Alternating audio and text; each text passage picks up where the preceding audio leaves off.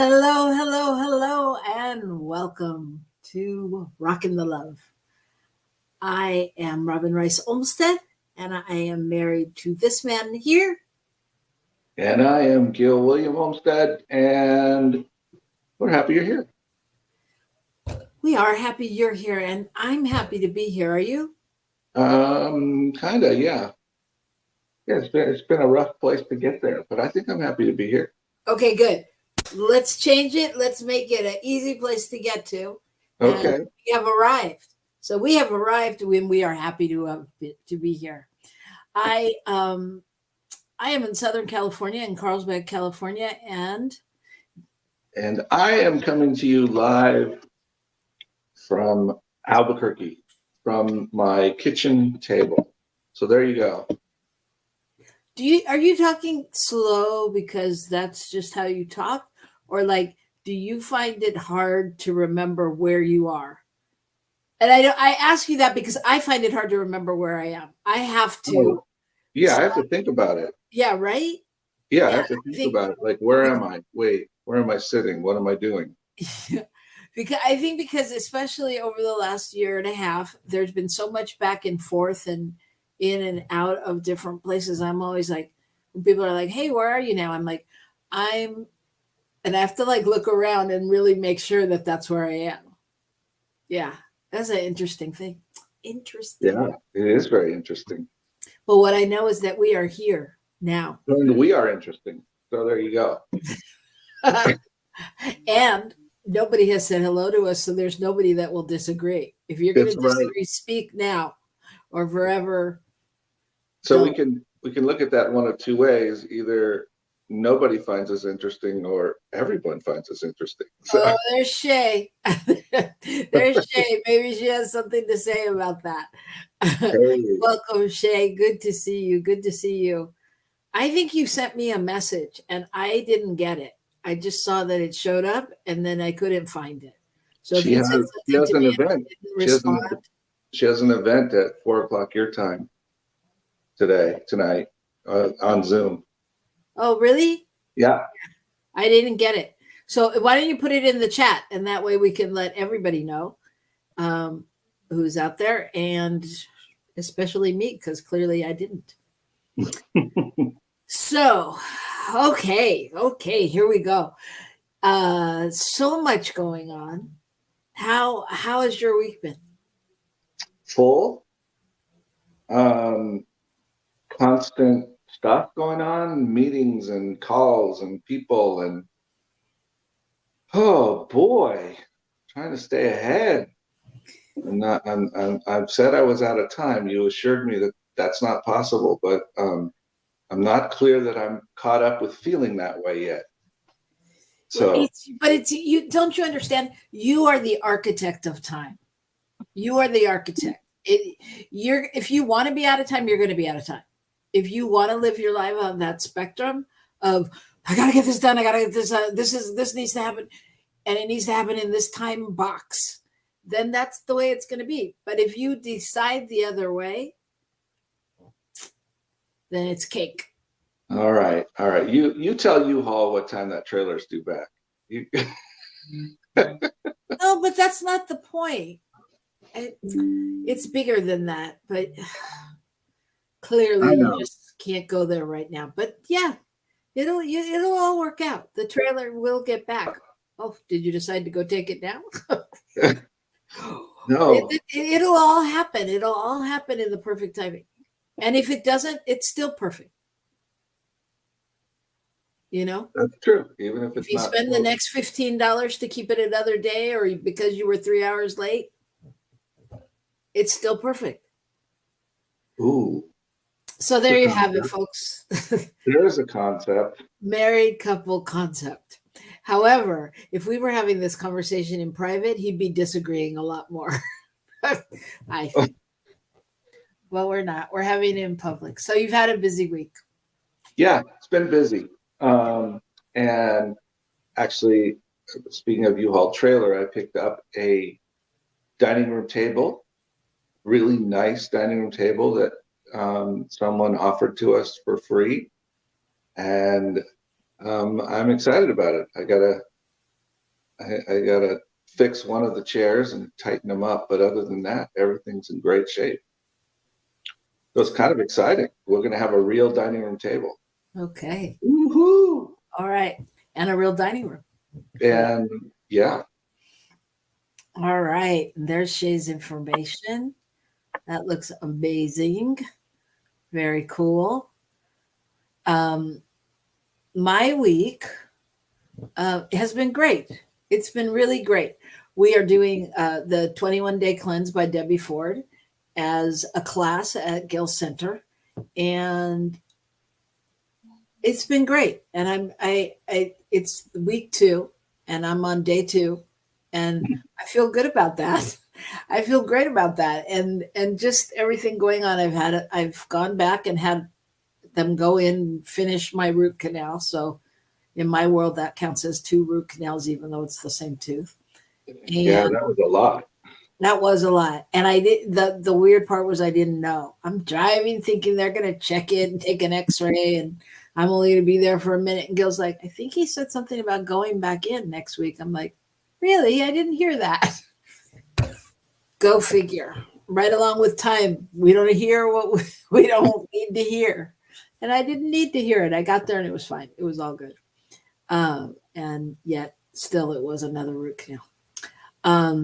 But that was good. And I feel super clear. And I'm doing another challenge with our mentors. And, I just feel it so doesn't have anything to do with what I'm doing. It has to do with how I'm doing it. Oh, okay. And that feels really good. It just feels like a really great sense of self. Do you want to say anything about how you're doing it that might be different, or whatever, that kind of some key aspect of that? I can.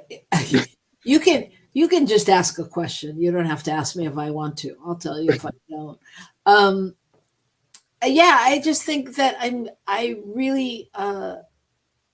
committed to doing it, to really doing it full out. And even though I've said that before, I don't ever think it's always full out. I think I miss a chapter in the reading, or I don't have time to do it, and I also decided that time is not a factor. So it really doesn't matter to me in the one group if I get the tickets for doing the thing and win the prizes and da da da da. What matters to me is that I do what I need to do to get what I need to get done. So it's just I don't know, a more empowering, More self-empowered. more self-empowered. Yeah. Yeah, you don't have to get the even that idea of getting the tickets, the outward reward. Well, yeah, and why I'm doing this. Right. But that I like to win.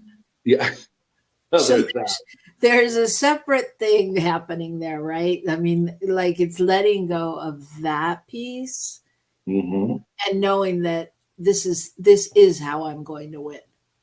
That it has nothing to do with the other. So not nothing. I don't mean that in a bad way. I just mean, for me, that's just where I'm at, because I think it's great. So it's been a great week. So people know, yes, Robyn really likes to win, and one of her favorite places to win is at the airport when planes have overbooked. And I have to say that I was getting on one of the planes coming back here. I think it was the first one. And I realized that people were just going up to the desk and talking to them, and I hadn't heard any kind of an announcement. But I heard them say, well, if, and it took me a minute to figure it out. And then they called the people back and said, oh, thank you for volunteering, but we don't need to use you, or whatever. And so then I felt like, okay, it's okay that I missed the announcement. It's true. I do like to give up my seat and get airline benefits because I like to travel. It's true. I do. I like to win. I like to play, but that's because I like to play. I like to play in Vegas. I like to win. I like sports. I like to win. You like cards.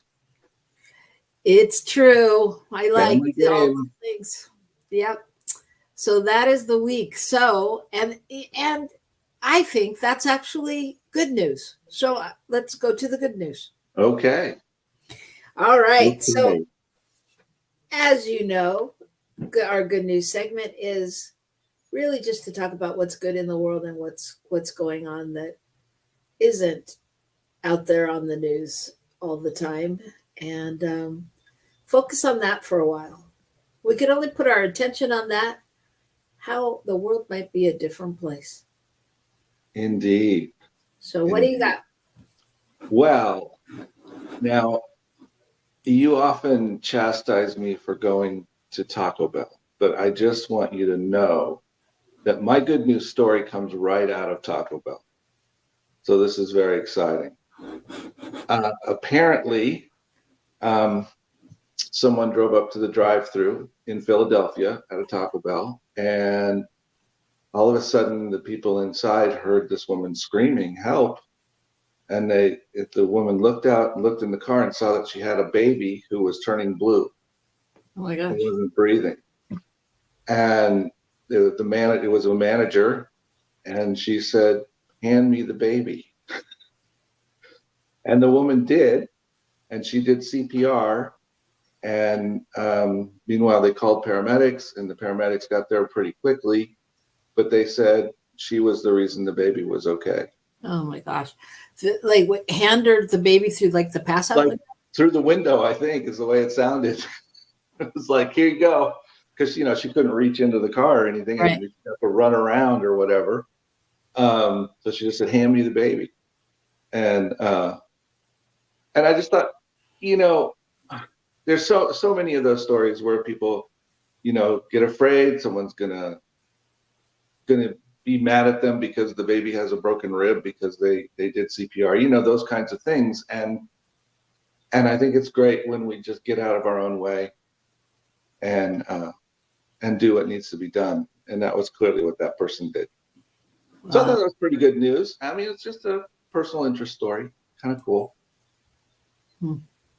Yeah, that is cool. That's very cool. Um,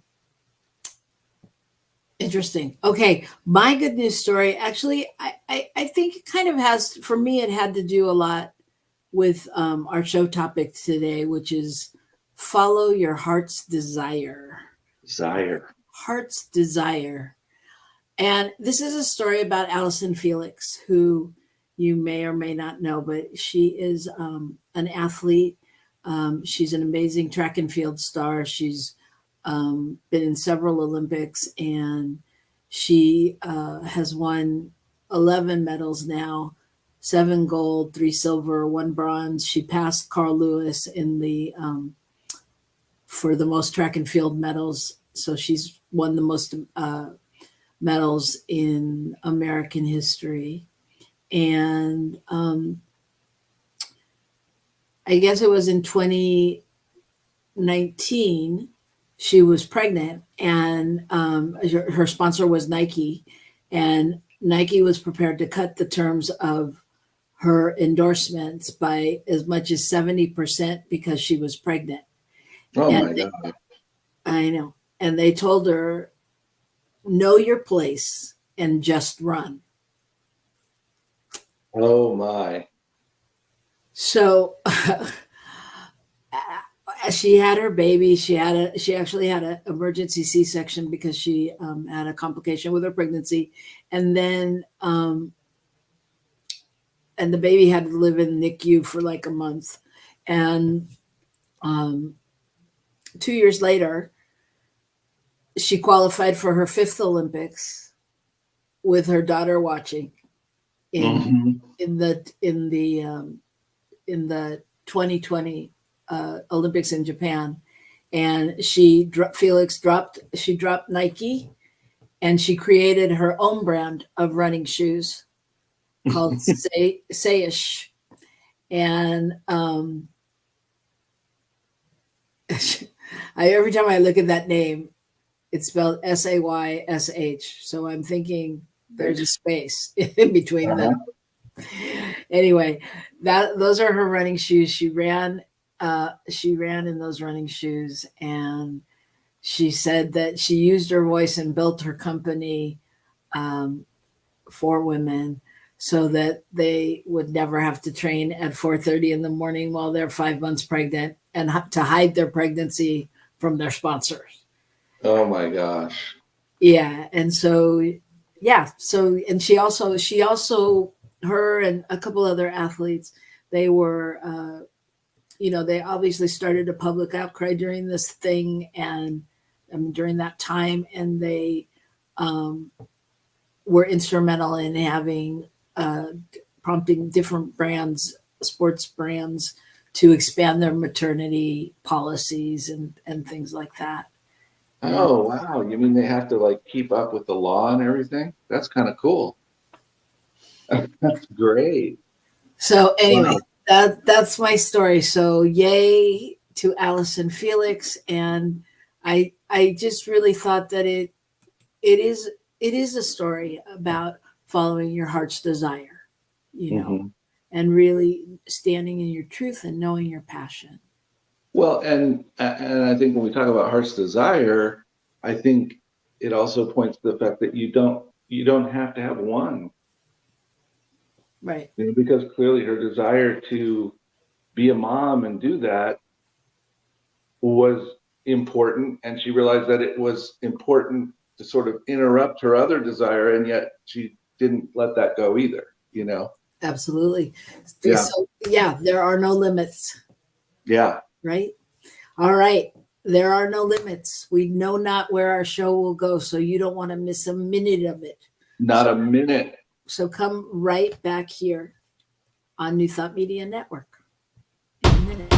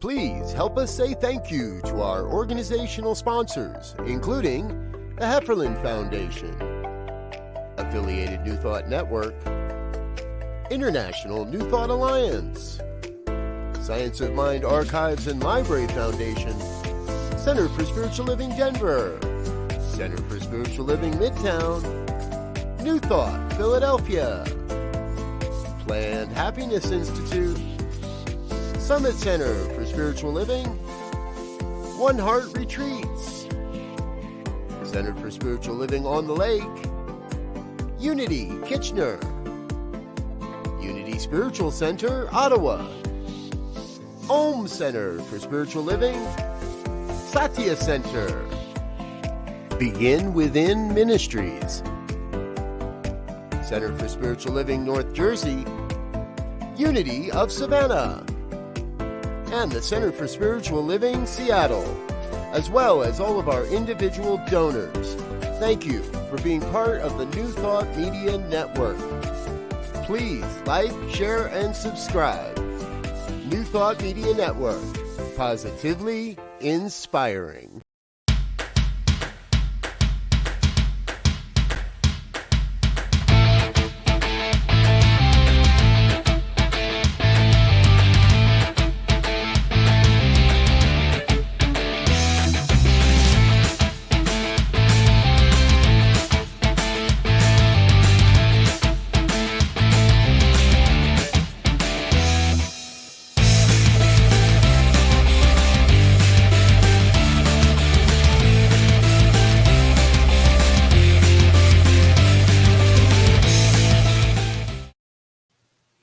Hello, hello, hello. We are back and we are ready to rock the love with you.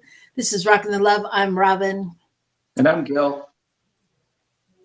And we're happy to be here. All right, everybody. Thanks so much for coming. We are talking today about desire. Desire. Your heart's desire. And this is, as Robyn's mentioned, we're doing the 21-day consciousness cleanse, which is based on Debbie Ford's book. And so actually the very first day is about desire and realizing how much your desire pushes you forward. And how, so anyway, so we just want to talk a little bit about what's it mean to have a desire? Where does desire come from? How do we block our desire? Whatever those things are. Yeah, let's start with what is a desire? Do you have, how would you describe it? It's something you want and you're willing to work for, whether it's a thing or an achievement or something else in your life. Something you're willing to set other things aside in order to move toward. Really? I don't know that. I mean, so, okay, I'm going to tell you the definitions I found, because I don't think it's always an action. It's always a verb of like moving, because sometimes you have a desire and you don't act on it. Right? Well, right. Yes, you have desires that you may not act on, but if you were to have that, the idea is you have a desire that you want to do that with, but you may or may not actually do it. So the dictionary says, I have a couple of different definitions actually, but basically the verb is desire is to long or hope for, exhibit or feel desire for something, to express a wish for. Mm-hmm. And as a noun, they use it for like conscious impulse towards something that promises enjoyment or satisfaction in its attainment, a longing or a craving. Yeah, I think those last two in terms of the noun are more accurate in terms of what we're talking about. We're talking about a thing. Heart's desire is a thing. You know, we're not using it as a verb. Right. Like you are my heart's desire. Right. You think? Sometimes. No, all the time. But yeah. So yeah, I mean, I just think that it's desire is an interesting word. Yeah. So what did you think about, where did you want to go with this from those ideas? You know, and what you saw in the book, what you read in that section about desire, what do you think is helpful to go into? Well, I think that just deciding what it is and how it comes up for you, and are you following your heart's desire? Because I think there's a heart's desire and there's a soul's desire, and while they may be the same thing sometimes, I think that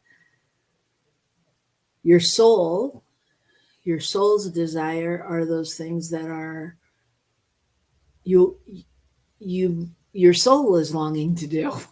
You know, you may want to do them as well, but they may be things that you put on the back burner, or they may be things that, you know, you've decided you can't do because you don't have the training, or you're too old, or you're too tired, or whatever your reasons are.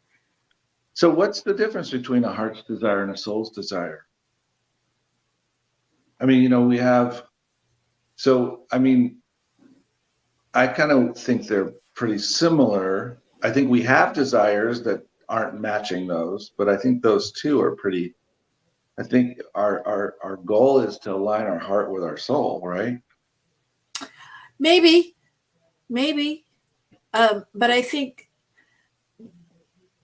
for one of my heart's desires, might be for, well, I think it depends. I had a different example in my head, but then this came into my mind. I was going to say my heart's desire might be for our kids and our godkids to do well and lead fulfilling lives that are, important and nurturing to them. Mm-hmm. Whereas my soul's desire, I think of as, not that it's not in combination with my heart, but I think of it more as I have a calling to inspire lives. I have a calling to create, certain things in my life, or something like that. And sometimes I think it's, sort of like what she talks about in the book. It's like, what is it that you want to focus on? That's your heart. She calls it heart's desire. That's your heart's desire. That you like. She doesn't say this, but I'm saying this, that like you can't live without accomplishing, kind of thing. Mm-hmm. That's the feeling tone of it. Mm-hmm. And so, I think that for me, that goes more into things I want to do here and now. Like if it's, whatever it is, write a book, or, So is that some of those things that we don't, when we don't accomplish them, it's like the things that we feel guilty, or we kind of have regret about, or you know what I mean? I mean, some of those, when we're not creating the space for ourselves to accomplish that desire. You know what I'm saying? I mean, I think those kinds of desires are the ones that sort of eat at the back of your mind, even if you've just quote decided it's okay, you don't need to worry about it. Mm-hmm. Yeah. Those soul desires are the ones that are coming through from the deepest places. They aren't surface. Well, yes, and I'll tell you, a couple of weeks ago or something on there's the 21-day cleanse if you're interested. Available on Kindle, available paperback. Actually, yeah, and actually, I think we'll be offering it as a group thing in the future. So Yeah. Get your book and start reading, and then we'll offer a group that we can all participate in together.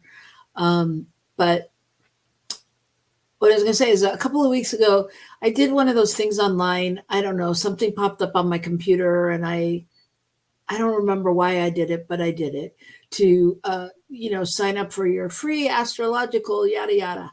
And, I knew that they were going to sell me a big thing. I know. Hi, Patty. I knew they were going to sell me a big thing at some point, but I just, whatever it was, I wanted to read something that it was going to tell me in that moment. And then, of course, I've gotten repeated emails every week. And then today I opened one and I read it, and I read my whole forecast that the guy had sent me. And I'm thinking, and he's like, this made me feel, and I'm thinking, it did not make you feel anything. You are generated. You just sent this out to me in an email. But what I read, I was astounded. As a matter of fact, I was going to send it to you because you really would think it was talking about me. And I'm like, okay, so does everyone born on when the moon was in this position and the stars in that position really? I mean, so much so that it said things like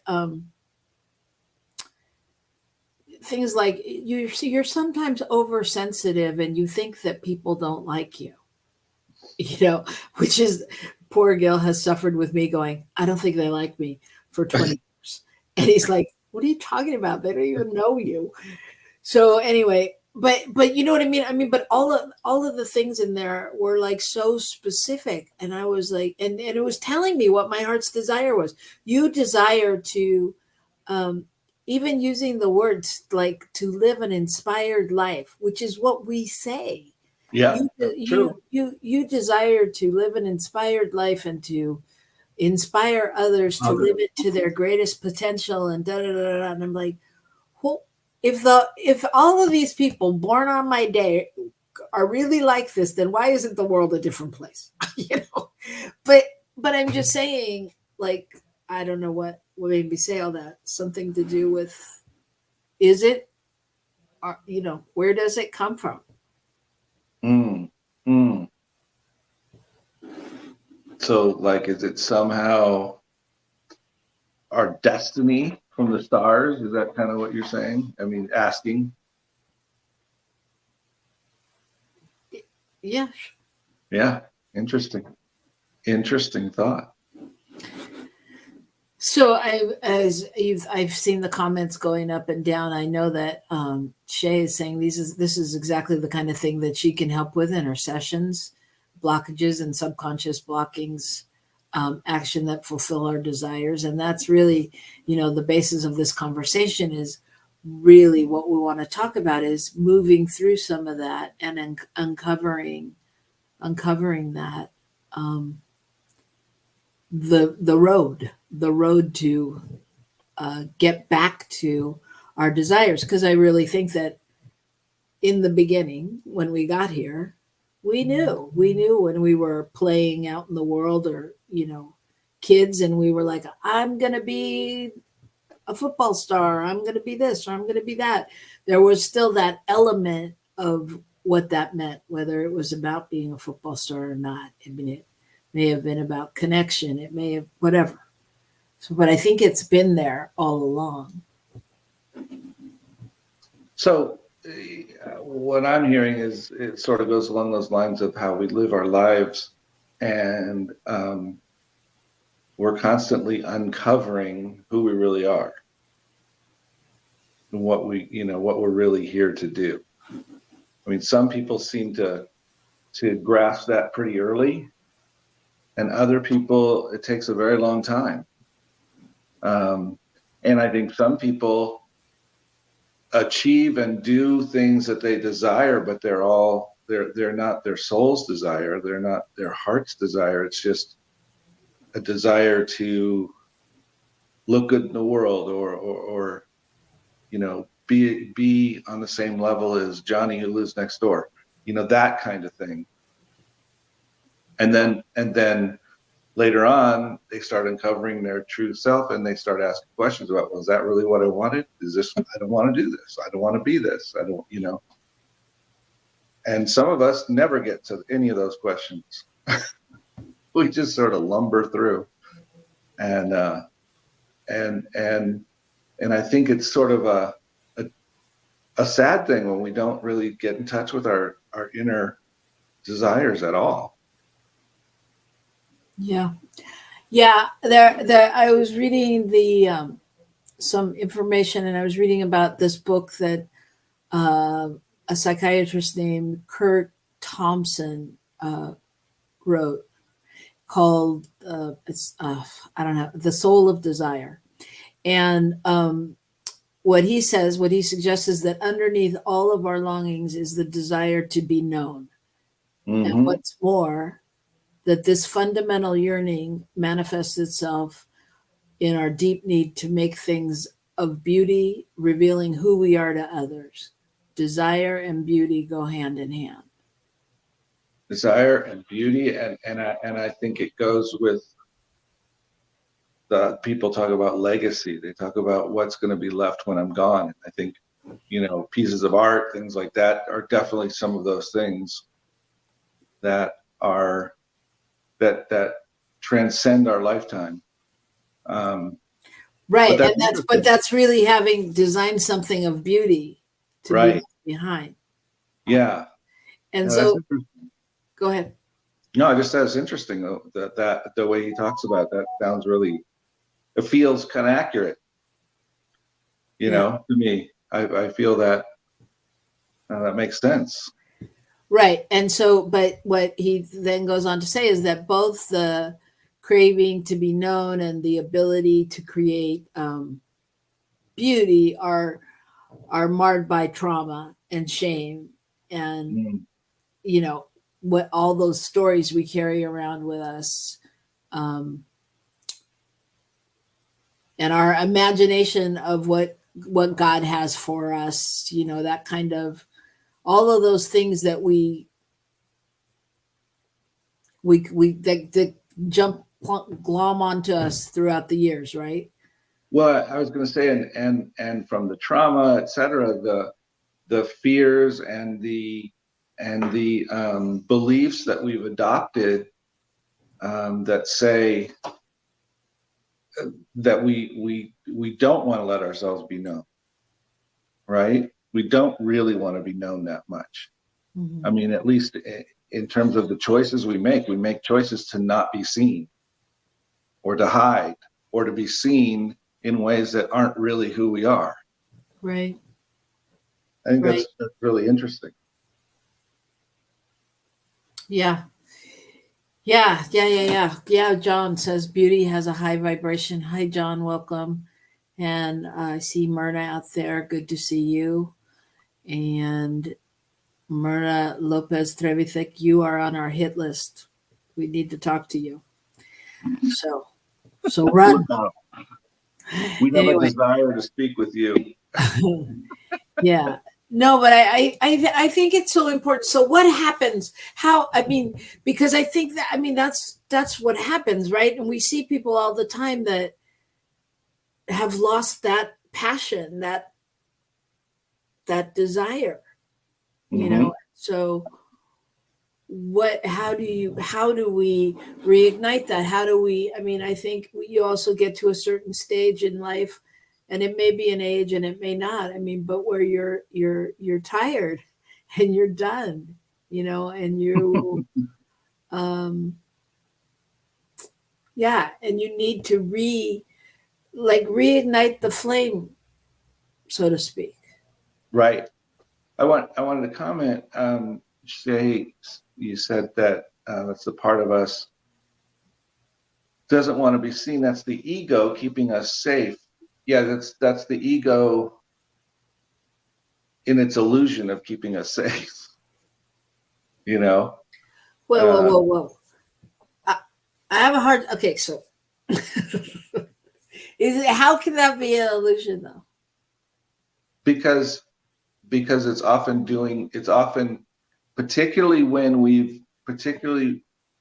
it starts to get in the way of actual, when there's not actually a danger, but we're still living from that space of keeping safe, then we can't move on. So I have a really challenging time with this whole ego thing. And I was actually thinking about it the other day, thinking, why am I so protective of the ego? Because I think the ego gets a bad rap. I really do. And I remember saying that in some workshop years ago. And I really do. When we say the ego trying to keep us safe, even, I think like, if you want to call it the ego, fine. So if it's the ego, I think the ego then is keeping you safe. I don't think the ego is always a bad guy.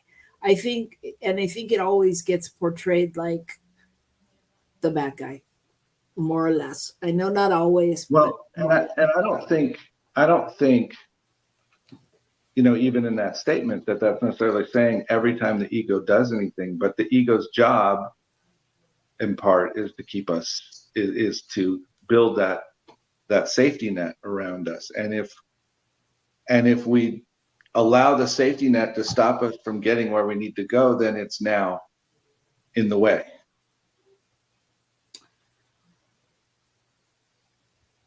What's in the way? The ego? The ego or the safety net. If the safety net stops us from getting where we need to go, it's no longer safety, it's just in the way. Yeah, I don't want to go too far off on this. Okay. I'm gonna surrender to it right now. We do a show on the ego, we could take it into battle. I just, if everything happens for a reason and everything's God, why is the ego separate. Why is there anything we need to release if it's all God? I mean, to me, it's the same question. And I think it's a matter of how we talk about it. It's not that we are saying you have to get rid of it and obliterate it. What we're saying is it's not the focus of what we need to be looking at right now. Okay, I hear you. I hear you. And Shay says you're right. Shay sides with you a lot, but Yeah, no, which is why I'm glad she's here. Thanks, Shay. But Myrna says, I believe ego is part of us. It's not bad, neither good. It serves us in life depending the circumstance. And that's basically what I'm saying. But I still think it gets a bad rap. I just do. I think, because people just are fast to say, it's the ego. It's your ego. It's this. And I don't know that it's always that. I mean, like in a bad way. I mean, it's okay. I said I was going to stop. Yeah, you're awfully defensive of this ego thing. I am. And I fully am. And that's what I said to you the other day. I was trying to figure it out. Like, why do I have so much investment in this ego thing? Okay, so Shay really is on your side. So there you go. We're both right. I know she said it before, but I've been keeping score and you're winning. You have more you're right, Gils, than I do. You're right, Robyn. I know she acknowledges me, but that's okay. That's all right. Anyway. I didn't know we were having another contest. All right. I told you I like to win. I gotta like transport it to a different level. So all right. So back to desire and where does it go and how do you get it back? And what are the keys? Because sometimes we have been hurt, we have been life has not necessarily opened up the pathway the way we would like. Yeah. And we give it up. Oh, thank you. Oh. There's a difference between giving it up, if you will, letting the desire go and just going, forget it. I'm not going there anymore. And trusting that the desire will fulfill itself at the time it needs to do so. Because I think, and I think that's where people then continue. They go, okay, I'm going to go back and start training because my desire is to be in another Olympics. And so instead of being upset that they may have missed one, they just continue moving forward when the time is right. And sometimes we try to get certain things and we don't get them when we think we want them. And does that, we try to accomplish things in our lives, we try to offer things and they're not accepted. And does that mean that's not who we're supposed to be or not where we're supposed to be giving? Well, no. And that point, yes, that point, I think you make well that, and if you're referring to the good news story, I think Nike told her, know your place. And she was like, all right, I do. I'm going to just do it, and she moved on. But I'm saying, how do we, when we've let go of a dream or seemingly let go of a dream, how do we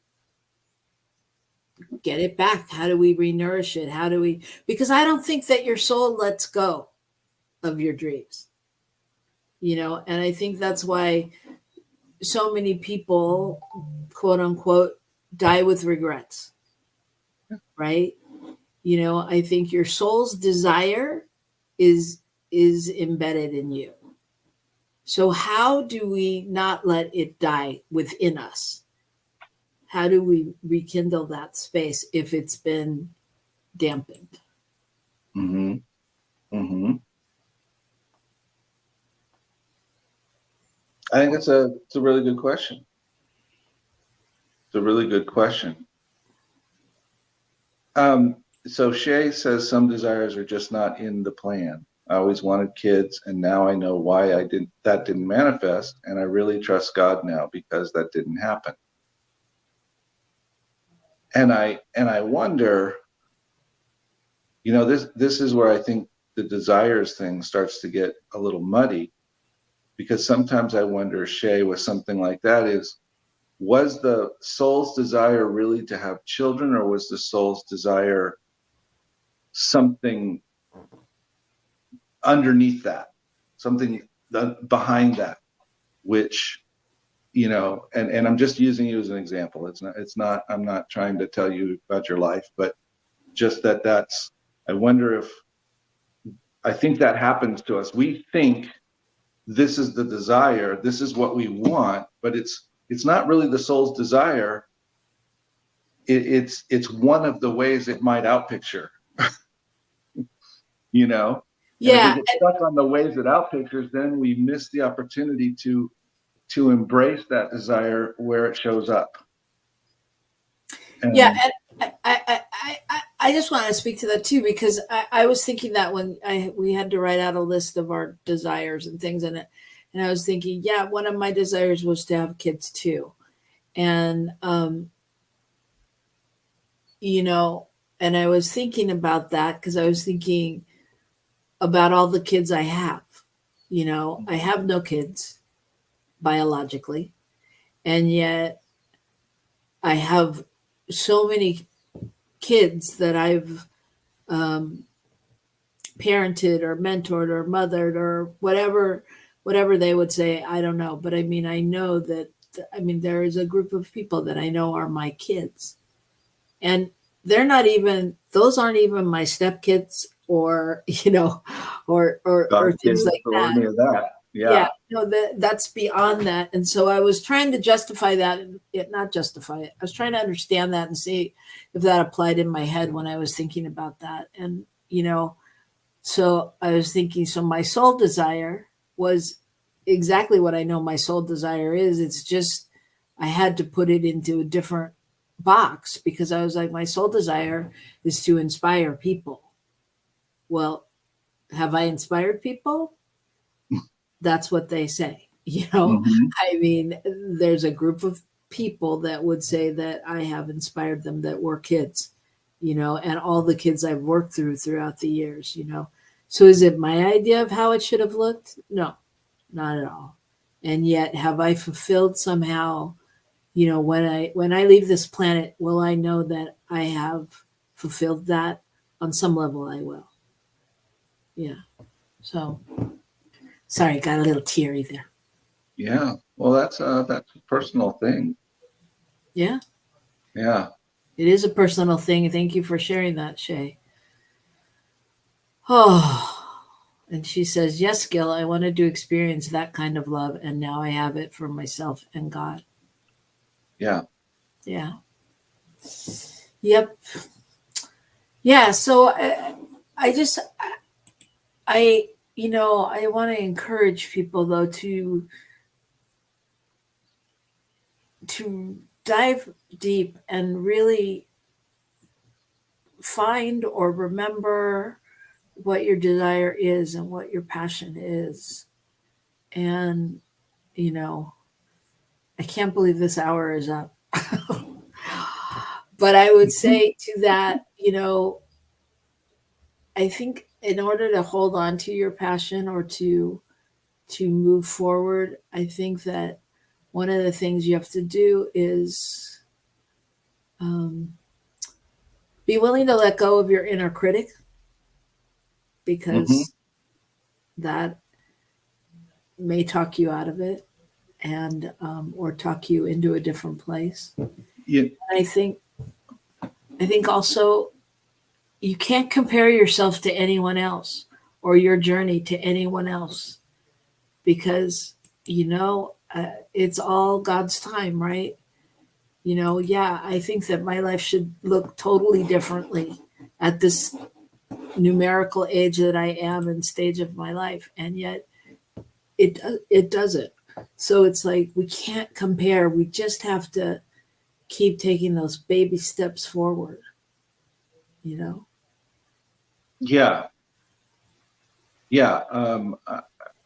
I was just talking with someone, and they said that they talked about their how well, for just to explain it easily, how judgmental they are of themselves in terms of how life is shown, how they've shown up, how it, not how they've shown up, how it's shown up to look to them on the outside, how they're evaluating it. And it's not, it's like, oh, that wasn't the desire I had. Well, that's often, I think that's because we judge it so harshly because we have it in such a box, or we have such expectations that we've grown up with. Like, if I'm going to be a successful bowler, then damn it, I better have 300-point games every time. It's like, maybe you're a successful bowler at 200, maybe that's good. That kind of thing. That's not the best example, but you get the idea. I do get the idea. Yeah. I just think it's so important that we each remember that we're forging our own path. That there may be a roadmap and there may be a blueprint, and it may not take you to the same place. Mm-hmm. And so I just think it's important to really, follow your heart and stay on your journey. And yeah, I'm sitting here thinking about my sole desire, I believe, to be, quote, in ministry, and then what that supposedly looks like or has looked like, what I thought it should be. And I remember us talking about this, and I remember when I allowed it to just be okay, it was really powerful. But when I was door to door with Comcast, and I was in ministry, right? Comcast is not your general spiritual community, but it became an avenue to be present for people. And really, my soul's desire is to be present, is to support, is to inspire, is to all those things. And I called it ministry, Right. Yeah. And I think, also just being willing, to that, being willing, if you have somebody in your life, a friend, a buddy, somebody, a partner, somebody who's close, somebody that you can, share the journey with, and know that they're supporting your vision and holding that space. And I think it's really important also not to be afraid to ask for help, which I think was part of your journey in all of the ministerial stuff, and just being present to all that. Life is such a journey. Indeed. Free will and destiny. Is that it? Free will and destiny. Is that? Would you like us to talk about that next in one of our next shows, Shay? It's one of her favorite topics. It's one of her favorite or the favorite topics. There you go. Yeah. Well, so much to think about, but the question for the day is, what is your heart's desire?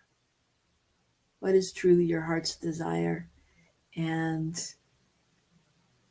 are you following it? Yeah, and just think about, if it shows up as something, maybe even ask the next question of, is there more to this desire that I need to know?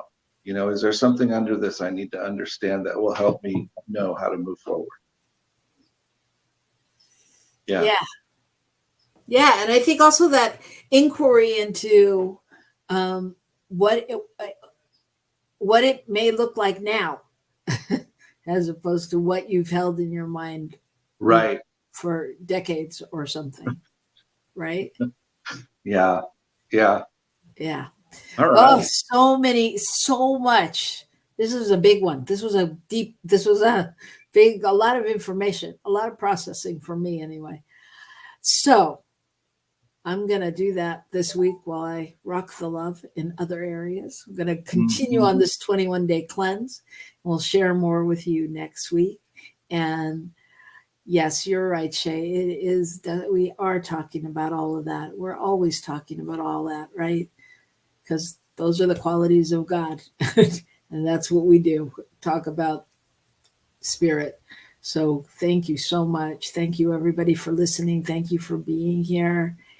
And you're not alone this week. Just know that we're all rocking the love together. And we're so honored to be doing that with you. So keep rocking the love, everybody. And we'll see you next week. Thank you, producer Michael Mangus. We love you. Bye. Bye now.